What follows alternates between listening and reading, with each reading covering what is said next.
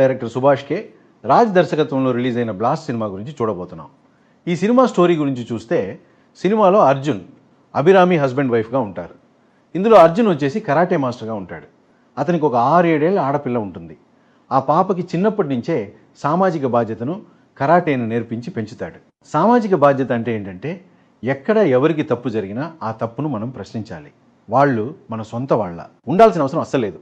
ఎవరైనా సరే మన కళ్ళ ముందే ఏదైనా తప్పు జరిగినట్లయితే ఆ తప్పుని నిస్సంకోచంగా ప్రశ్నించాలి అని చెప్పి ఆ పాపకి నేర్పించి అదే విధంగా పెంచుతాడు. అలా పెంచడం వల్ల ఆ పాప కూడా ఆ మాట ప్రకారమే ఎదుగుతుంది. ఇప్పుడు ఇంకోవైపు చూసినట్లయితే ఒక అత్యంత పాతకాలపు అరిగిపోయిన కార్పొరేట్ విలన్ని ఇక్కడ మనకి చూపిస్తారు. కార్పొరేట్ విలన్ అంటే సాధారణంగా ఏం చేస్తాడు? కొండలని తవ్వేస్తానని అంటాడు. ఆ తర్వాత ఆ కొండల్లో నివసించే గిరిజన ప్రజలందరినీ తరిమేస్తానంటాడు, లేదంటే వాళ్ళని చంపేస్తానని బెదిరిస్తాడు. అందులో నుండి చాలా పెద్ద మొత్తంలో డబ్బుని దోచుకోవడానికి ప్లాన్లు వేస్తుంటాడు.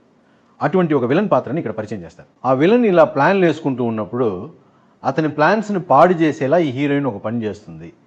హీరోయిన్ వల్ల ఇబ్బంది పడిన విలన్ ఇప్పుడు హీరోయిన్ ఫ్యామిలీని టార్గెట్ చేస్తాడు. అతని వల్ల ఇబ్బంది పడిన హీరోయిన్ ఫ్యామిలీ అతన్ని కథం చేయడానికి ట్రై చేస్తుంది. ఆ తర్వాత ఏం జరిగిందనేది ఈ సినిమా కథ.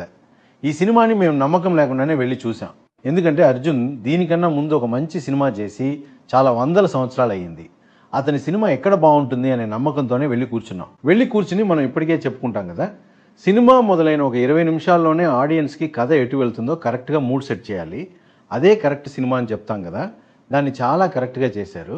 ఒక 10-15 నిమిషాల్లోనే మనకి ఏం చెప్పాలో అది చెప్పేశారు. ఆ తర్వాత వచ్చిన విలన్ కథే కొంచెం పాతబడిపోయింది. కార్పొరేట్ విలన్ ఆ కొండని తవ్వుతున్నాడన్న ఒక పాతబడిపోయిన కథగా ఉంది. అది మాత్రమే కాకుండా విలన్ అంటే స్ట్రైట్గా ఒక విలన్ కాదు, ఈ సినిమాలో ఒక 5-6 విలన్లకి కథ చెప్పాల్సి వచ్చింది.